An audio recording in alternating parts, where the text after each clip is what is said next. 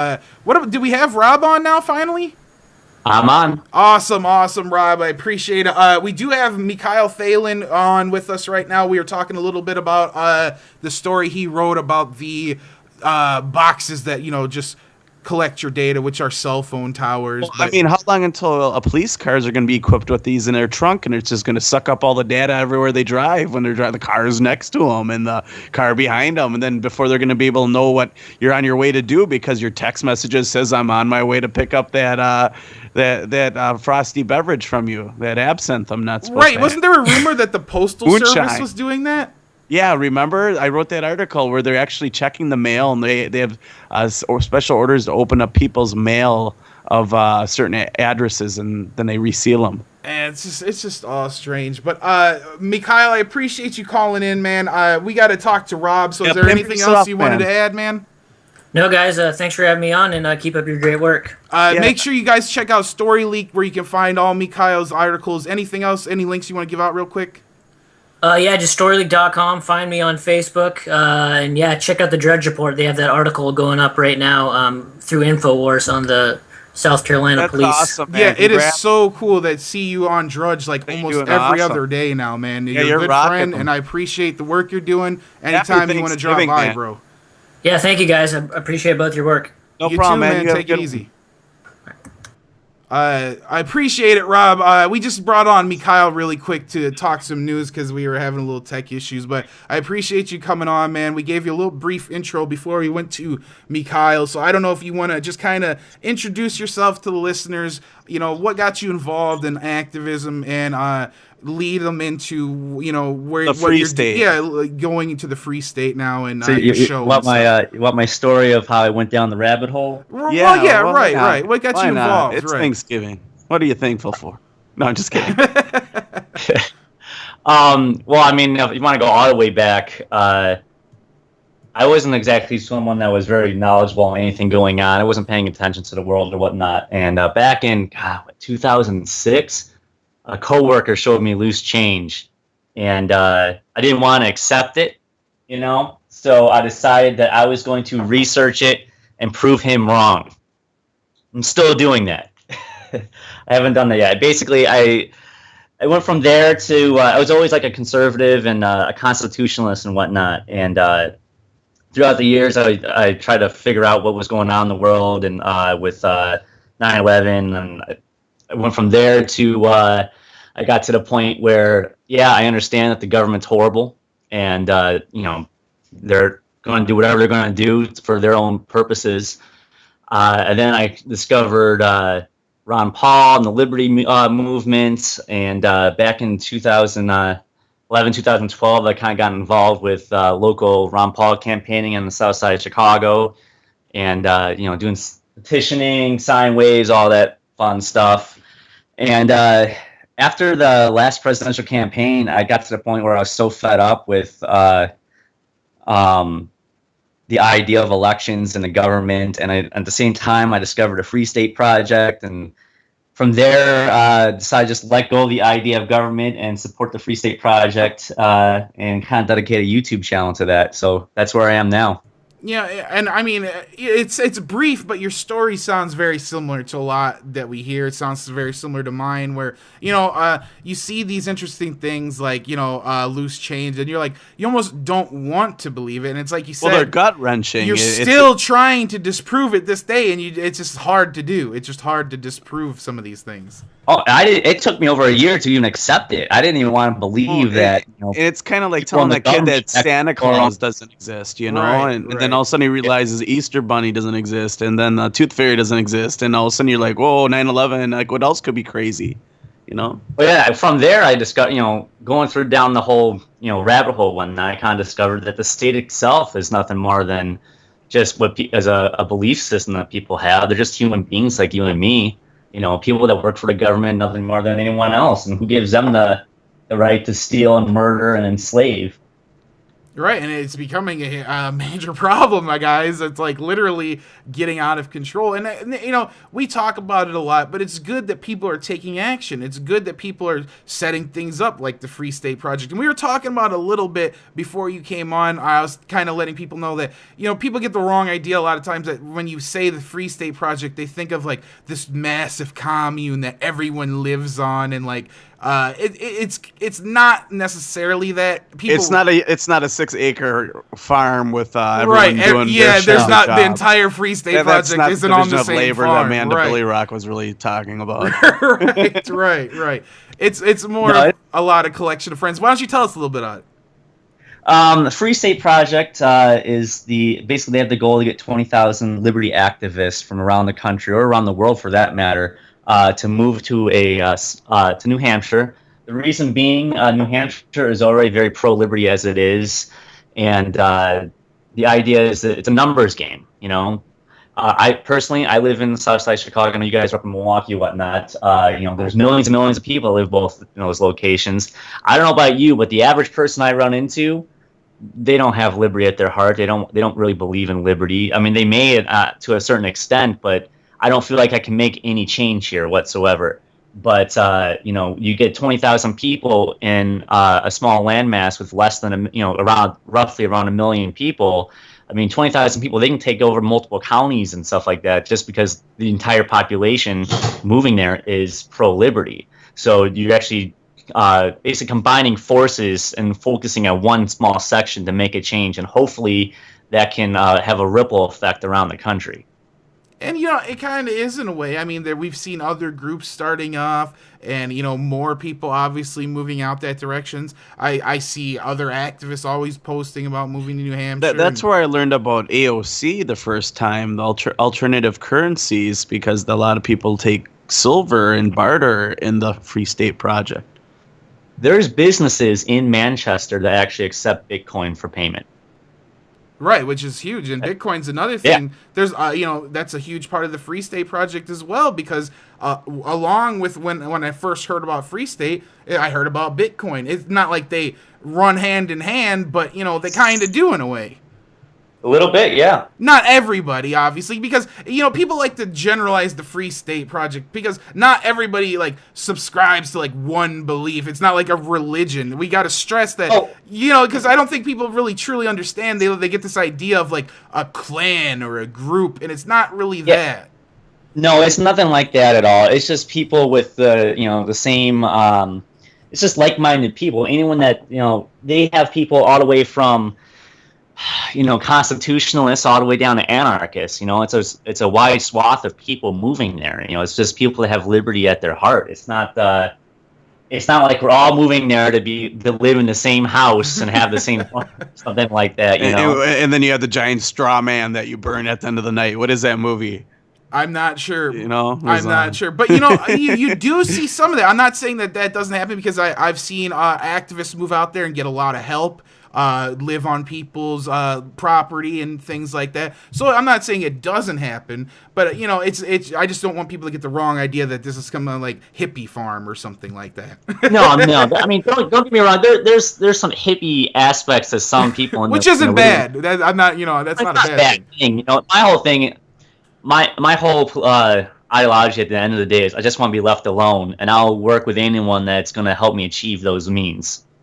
Right, and you know, getting that they number have of people 15 together is always good. Go ahead. They have 15,000 people have already signed up. So what happens once they reach that goal of 20,000? Just everyone's supposed to get up and just move. Yeah, basically the way it works is, first off, when you sign it, it's a simple pledge. You basically sign that you advocate that the maximum role of government, not maximum, the minimum.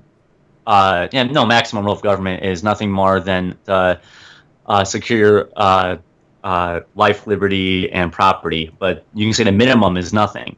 But the goal is when you get 20,000, you have 5 years to move. Now, most people are already moving now to speed that up. When I signed up, they had about 900 people. I signed up back in January, February. They had about 900 movers. They already reached, I believe, 1,500 movers last month. So in the last 6 months to a year, they've already added 500, which is double when I signed. So there's a huge momentum of movers already going to New Hampshire. I wonder. Yeah, it looks like people are making homemade beer, and they have their own ale and everything. It's just it's fascinating, just like the grassroots behind the sovereignty movement there, the strength behind it, and how they're all doing something that's sovereign and on the land. I guess that's the big point too. I was going to ask about that too, because I wonder how the job market is there. Are people able to move there and just get a job? Because you have to be able to support yourself somehow. We should open up the lines too about that, Mike. Go ahead. There is a lot of job opportunity in New Hampshire because the amount of people moving there and whatnot. I know if you're interested in the Free State Project, there's a bunch of different forums you can go to for like job outreach. I know there's multiple different Facebook groups that are always posting new jobs available. Hopefully, with the job I have, I work unfortunately for a corporate chain and whatnot. Hopefully, I can get a transfer. If not, I'm just going to move out there and see what I can get when I get out there. But most people that go out there, I've heard very few people not being able to find work. Yeah, that's interesting. There's just a few people that I'm thinking of, that I talked to a few people last summer, a few people this summer. They went out there and they're still there. You know what I mean? It's not like they went out there and like, man, I tried it out, didn't work out, man. 6 months later, they're back at home. No, yeah, they're still out in New Hampshire. So, it must not be that bad. And they're still trying to talk people into moving there. Right, and the numbers are growing apparently, right? So that's always good. And like I said, we have friends out there, and it's just good to talk about. Like I've thought about it. I know my buddy when I was down in Florida for Paul Fest, he signed the pledge, so he might have to activate his move here soon when they hit the 20,000 officially, I guess. Can I give you guys a suggestion? How about this? You guys, here's an invitation for you. Pork Fest, which is the big celebration of liberty activists every summer for the Free Staters in New Hampshire. You guys should go to that, broadcast live from there, get an idea of the people there, get a boots on the ground feel of the Free State Project, and then I can guarantee you once you do that, you're going to sign yourself. Well, right, and I've had tons and tons of friends go to Pork Fest, and obviously I would have gone if I could. It's just, one of those things, funding, and it's kind of, it's not too far from us, but, we can't really talk like everything that we far do is grassroots here. Rob's like right a mile south of us, so, we're right in the same location. I don't know how far New Hampshire is. It's at least 16 hours away, 17 hours, so it's not the shortest. Right. I guess we'd have to fly. It depends. We're not that rich. Oh, I hear you. The life of a liberty activist is not all riches unless you invested a few $100s in Bitcoin when it was under $10. I did see that you can buy flights with Bitcoin now. You can book your hotel and flights with Bitcoin. We could hitch a ride with a polka band like John Candy and planes, trains, and automobiles when he's trying to get home for Thanksgiving. Remember that? I couldn't tell you, but I know I've seen that movie. I just don't remember. It's not one of my personal favorites. I was always a National Lampoon kind of guy, not really a John Candy guy. Steve Martin was in that movie too, I believe. It's been a while. But so anyway, why don't you tell us a little bit about, I know we were talking about the Free State Project, but I know you did have a show which you put on hiatus, but you're talking about maybe bringing it back. I'm definitely going to bring it back. The Rebel Love show I was doing with Joel Valenzuela, another activist he already made the move a month ago. It was a Google Hangout show we're going to make it a podcast. Unfortunately, I don't have family matters, personal stuff, don't have the equipment at the moment, and I'm kind of dedicating more toward, instead of buying more equipment, just saving up for the move. But once I get to New Hampshire, I am starting it back up. The idea, the gist of the show, I kind of wanted to, kind of similar to what you guys are doing, but I kind of want to do more of I kind of wanted to be more of like a Joe Rogan-esque podcast style show, but just about like what libertarian activists would talk about type of thing. You mean you'll actually have a topic? I want to have a couple of topics, but if we divulge into other stuff, no biggie. I'm a huge podcast junkie. I love podcasts. I'm always listening to different podcasts. And the beauty of a podcast, or even YouTube videos and whatnot, you can, especially for people that are living in areas where they don't really have someone to talk to about it. You don't want to seem like that lone nut that's one reason why I want to move to begin with, because I'm tired of dealing with statists everywhere. But it's one of those things where with a podcast, I love having listening to a podcast where just natural conversations between two people or multiple people. That way, the listener kind of feels like they're actually listening, being part of the conversation, listening in. And there's a lot of people around the country that, they don't have that person to talk to. They don't have that conversation with others, but at least they can kind of feel like they're listening in and, get some information from it to boot as well. No, I understand completely, because when you speak of like a Joe Rogan, I see that because I'm interested in the things that they're talking about, no matter really who the guest is. I might not even necessarily like the guest. Sometimes he has people that I don't necessarily agree with on. It makes it interesting. Right. Very interesting conversation. It's just natural conversation. That's one thing I love about that podcast. It's just natural conversations. It's not something that's like, pre-scripted that really. Right, and we would fail if we scripted anything. That's why we're just real and raw. Hey, I'm on here as a fan of you guys. I've been listening to you guys since you started this. Hey, and we appreciate that, man, because we're just regular guys, and we just, that's why you're on the show. We basically just spreading the love, having real conversations, talking about things like the Free State Project, Bitcoin, which is another thing. What are you thinking about Bitcoin right now? Bitcoin, yeah. I'm wishing I invested more money early in the year. Aren't we all? So all our money in the beginning of the year would be retiring. I bought a bunch, but I was spending it because I wanted to use it as a currency. I didn't want to just invest. I actually wanted to get off of using Federal Reserve notes. So as soon as I bought some, I would be using it to spend stuff. A lot of stuff for my channel. I was like my artwork and whatnot. I used that money. Actually hired out someone to do the artwork for and stuff like that. But I was using the money to buy different things because I wanted to support that currency. And now it's almost like I'm shooting myself in the foot, because if I had, I would have been able. The amount of money I spent on Bitcoin, I would have already been able to pay for my move. But at the time when I bought it, it was a lot cheaper. But have you guys heard of Litecoin? Right. Yes, I have heard of Litecoin. Litecoin, that's the next. Now, Litecoin's gone from $3 back in October. Last I checked, it's over 40, so that's blowing up now too. That's so huge. You think you vote on Bitcoin? Jump on Litecoin. I almost bought in. I saw it at $20, and something was like, you know what?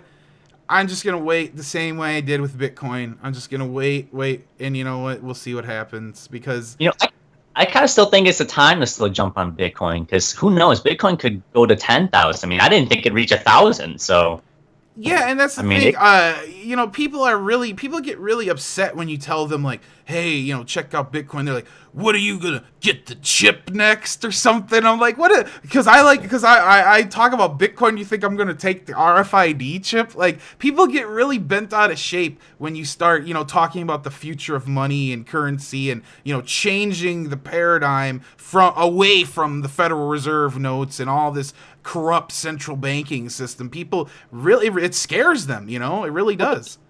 There's a lot of gold people out there, gold and silver people, well, what if there's going to be an EMP or the internet goes down? How are you going to spend any money? And I'm like, if there's an EMP or the internet goes down, you can have $10,000 in Federal Reserve notes in your pocket, and that ain't going to mean a damn thing. Unless you have an assault rifle. Exactly. If you have a well-stocked liquor cabinet, you're doing all right too. Right. There you go. Because society is so dependent on the internet. If it goes down, it doesn't matter what you have. It's going to be meaningless, because the entire society would collapse if the internet went down. Yeah, I think it's funny how I'm not saying any names in general. I just say I see a lot of people get bent out of shape. How can these people be investing in Bitcoin, the New World Order, and it's run by the CIA? And I'm not saying I trust Bitcoin fully, and I'm not saying Bitcoin is the answer, but I'm saying you have to be willing to open up to the future. Things are going to change. The paradigms are going to change. The financial system that we have currently cannot last the way it is. And it's anonymous. It's not like they're trying to shove it under our skin, Yeah. Well, one thing. Here's a question for you guys. Now, I used to be a huge end the Feder, and I still am. I still believe I want to end the Federal Reserve. I know there's a lot of people that want to use Congress to do it, but I really view Bitcoin or alternative currencies to doing it, because, do you guys think we should have Congress, people that we've never met, take care of, like, I mean, I don't really trust, Boehner or Reed to control. Wait, you don't trust Congress? What they have a 9% approval rating. Lower than the president. It's like, they yeah, shouldn't I be want able the Treasury to to and all that. 9% approval rating. They shouldn't be able to do anything. Nonetheless, decide what we're gonna do with our currency. Yeah, it's disgusting. Yeah, so it's like one of those things where, like, I want to get rid of off the Federal Reserve notes, but even if it was a Treasury-backed note, I still wouldn't trust those people, because those people are still going to be controlled by banksters. Congress still is. So it doesn't matter if the Federal Reserve is in control of it, or the Treasury, or the Congress. It's still controlled currency. And that is true. And that's the thing about the Bitcoin as well. People are like, well, it's still a fiat currency, and what are you going to do if the dollar dies? And it's like, Bitcoin and the dollar are kind of handcuffed, because you have to have currency to buy into Bitcoin. You know what I mean? I know you know what I mean, but so it's like these kind of things are going to exist together anyway. So I don't think that what it really is people are just not really educated enough on the topics before they get all bent out of shape and stuff. And even myself, I was the same way. Back in March, I was still like, I don't know if I trust Bitcoin, but here I am now in November, and we have some. So that shows you. Boy, are we glad we do. I agree. I mean, Bitcoin, I don't think Bitcoin may not be the entire future. I mean, something may pop up that, Bitcoin could be like, MySpace, and a couple of years from now, a Facebook of cryptocurrency comes out and blows that all out of the water. Who knows? I mean, we don't know where technology is going to take us, but as long as it's getting us, decentralized, no control over it, and, get off of their money, I don't, the Federal Reserve notes, that's their money. I don't want to use their money. I want to use something that's not controlled. Right, and that's the interesting point you brought up about, ending the Fed through like a cryptocurrency, because it does change the paradigm, because it creates a paradigm where if I say I create the Mike dollar, and it's a cryptocurrency, and I make a site right now tonight, the Mike dollar, with a similar formula, and people start buying this Mike dollar, and I get a business to accept the Mike dollar, all of a sudden I have a cryptocurrency. Well, what's stopping the Federal Reserve from just buying a bunch of Bitcoin? Nothing. You know what? I'm just saying. There's been chat about that. Some people think they're doing that right now to make a huge bubble. Absolutely. I thought so myself as well.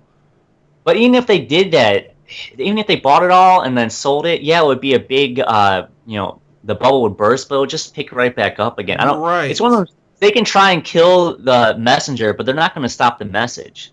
And I think that's what we saw the other day, where it skyrocketed and then it falls back down. And these are stress tests. They see how the market's going to react, and then what do you see? In a few days, it recovers and it's higher than it was. So you're going to see a few of these little miniature bubbles. And if Bitcoin could very easily crash back down to $1 again, I'm not saying it couldn't. I think people that are in the Bitcoin market need to be perfectly aware that it can fall down back to that low again. But it's very possible, if it does, that it'll go right back up even higher than 1,000 again. It's part of being on that ride. It's part of being in a game like this. And if you want an answer other than, putting your money in U.S. Bank, who's charging you for deposits now and charging you for a bank account, maybe you should make a free Bitcoin wallet. Maybe you should see about getting paid in Bitcoin. It's just basically it's providing people another option. Well, here in Milwaukee, we have a few businesses. What is that, Bad Genie? They take Bitcoin Milwaukee group. They meet there. Right. Will is a big friend of ours, and they have been, advocating Bitcoin in Milwaukee for a while now, a few months.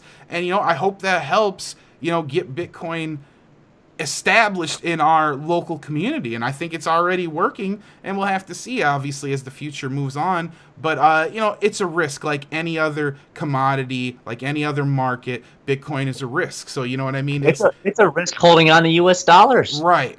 You're exactly right. Look, the dollar has dropped 99% since in the last 100 years as it is. I mean, how much farther can the U.S. dollar fall?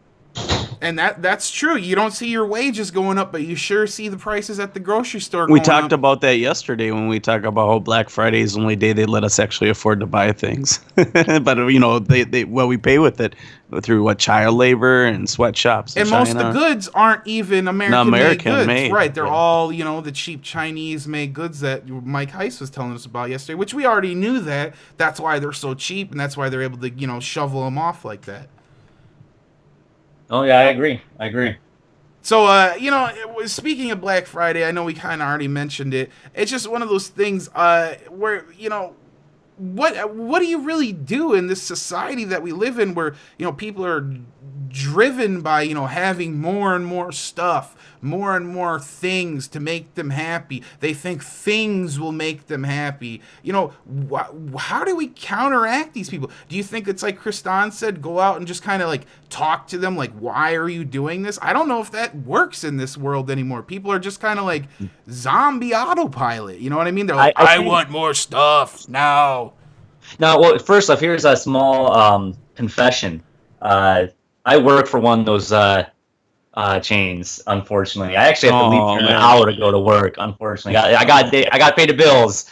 And let me tell you something. Every time around this year, I die a little bit inside. So as soon as I get to New Hampshire, I'm looking for new work, doing something because I can't stand it anymore.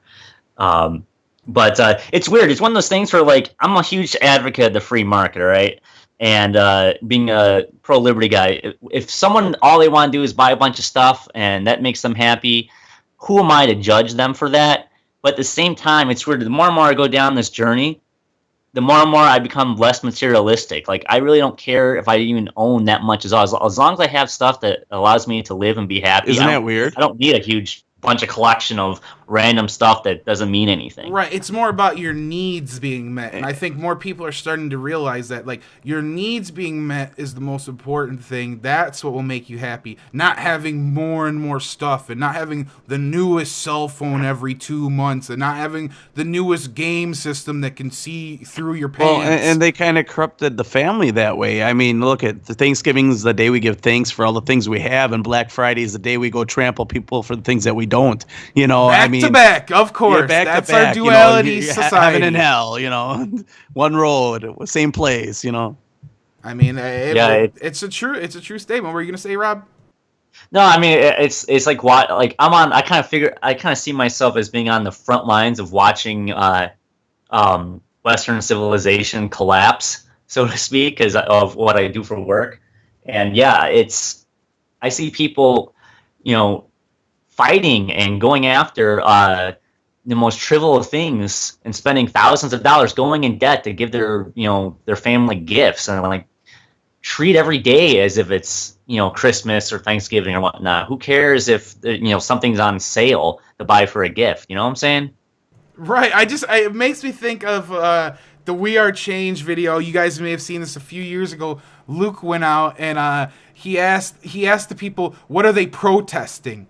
What, the people waiting in line, the Black Friday, he was going up to him and be like, what are you guys protesting? And they were looking at him like, what? And he was be like, yeah, what are you guys all here doing protesting? They're like, we're not protesting, we're buying stuff. Like, they were just looking at him like they couldn't believe that he thought they were protesting. But it was so funny to me to see, like, all these people lined up. Like, they did look like an unruly mob, like a protesting mob or something. But, they're all there to, buy these cheap goods. Did you see the article where they're talking about bringing in police with crowd control cattle prods, electrical ones, that are like tasers? They can shock a bunch of people. They're like this huge baton. Shock you right back into line. They're going to just start shocking people into Walmart there. Get into Walmart. Oh, man. It's like cattle to the slaughter, man. It really is. Pretty like much. Just fit them through the doors. Right. You might as well back the truck right up to the door. I'm trying to find the article. I mean, I have not heard that, Kristan, but it does not surprise me. Nothing on this show surprises me because I've heard reports of like taser shackles on airplanes and things like that. So it's like nothing would surprise me anymore. Shocking tasing people in the Walmart, it would just seem normal at this point. I'm just kidding. There's probably no cattle prod. Go ahead, Rob. Hey, have you guys noticed, like, especially, you guys know what's going on in the world and all that jazz. It seems like it's still a huge awakening to the liberty movement and whatnot. A lot of people are waking up and moving to it, but it seems like people that are already kind of in the know and they're kind of on that threshold to get over there. But at the same time, I feel like the people that just don't care are getting worse and worse. It's almost like there's like a split in society where there's the people that care about the world and are knowledgeable on everything, and then there's the people that just don't care.